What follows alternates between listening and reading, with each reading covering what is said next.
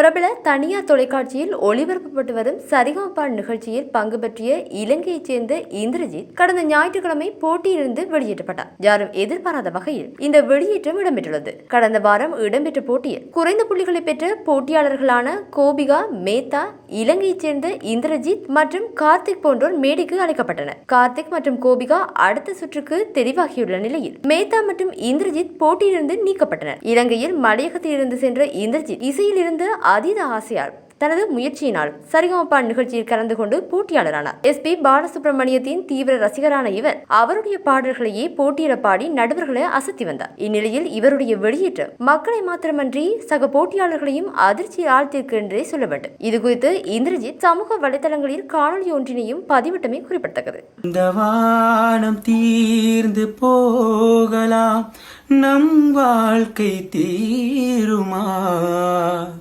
பருவங்களும் நிறம் மாறலாம், நம் பாசம் மாறுமா, ஒரு பாடல் பாட வந்தவள் உன் பாடலாகிறேன்,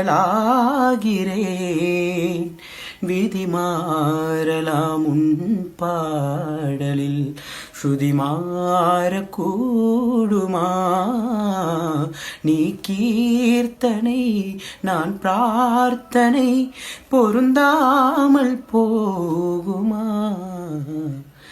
இதோ இதோ என் பல்லவி எப்போது கீதமாகுமோ,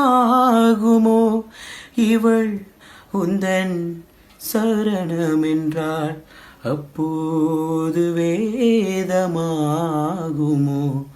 இதோ இதோ என் பல்லவி.